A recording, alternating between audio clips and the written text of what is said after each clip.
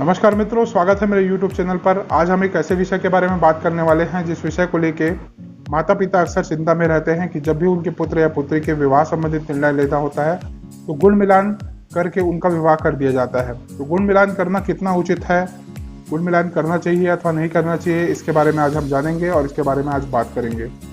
सबसे पहले मैं एक बात बता दूं मित्रों, जब भी किसी विवाह योग्य लड़के या लड़की के विवाह संबंधित कोई बात चलती है तो हम उसके प्रचलित नाम के पहले अक्षर को लेकर उसका गुण मिलान करते हैं। गुण मिलान की संख्या यदि 18 से अधिक आती है तो उस कंडीशन में उनका विवाह कर दिया जाता है।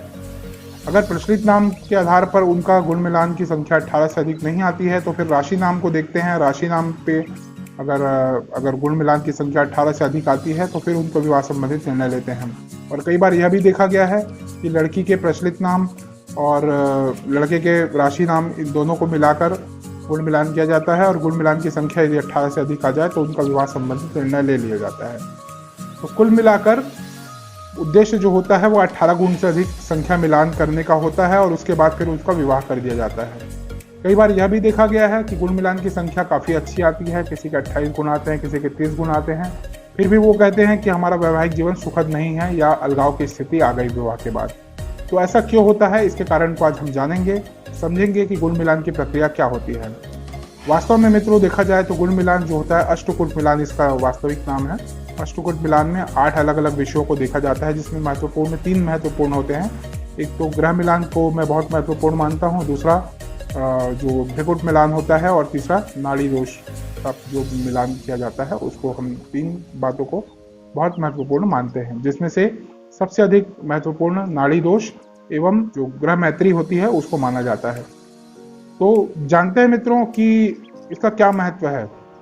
वास्तव में देखा जाए तो गुण मिलान जो होता है वह कुंडली मिलान एक पूरी प्रक्रिया का सिर्फ 25% होता है।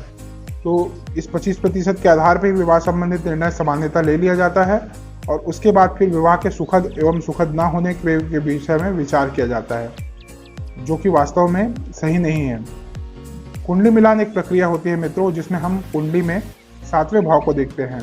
कुंडली में 7वां भाव विवाह का भाव होता है, पत्नी या पति का भाव होता है। तो उस विवाह संबंधित निर्णय लेने से पहले हमें 7वें भाव का विश्लेषण कर लेना चाहिए कि 7वें भाव में कुंडली का जो 7वां भाव होता है वहाँ पर कितने शुभ ग्रह बैठे हैं, कितने शुभ ग्रहों की दृष्टि है, या ये देखें कि 7वें भाव का जो स्वामी है वह किस स्थान पर, शुभ स्थान पर बैठा है अथवा अशुभ स्थान पर बैठा है। इसके हिसाब से ही हमें विवाह संबंधित निर्णय लेना चाहिए। इसके साथ ही 5वें भाव का भी हम विचार करते हैं कि 5वें भाव में कितने शुभ ग्रह हैं, कितने शुभ ग्रहों की दृष्टि है, या 5वें भाव का स्वामी कुंडली में किस स्थान पर बैठा हुआ है।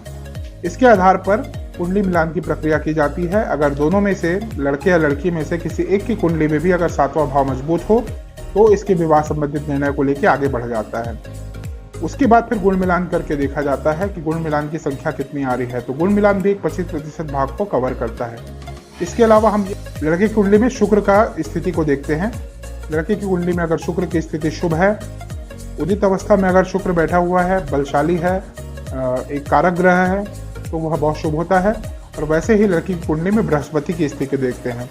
अगर लड़की की कुंडली में बृहस्पति की स्थिति मजबूत हो, शुभ हो, तो वैवाहिक जीवन सामान्यतः अच्छा होता है। तो सिर्फ गुण मिलान देखकर विवाह कर देना कभी भी उचित नहीं होता है। गुण मिलान एक 25% है, कुंडली मिलान की पूरी प्रक्रिया का सिर्फ 25% गुण मिलान होता है। तो इस बात को हमेशा ध्यान रखना चाहिए। उसके बाद ही विवाह संबंधित निर्णय लेना चाहिए जिससे कि आने वाली दंपत्ति का वैवाहिक जीवन सुखद हो।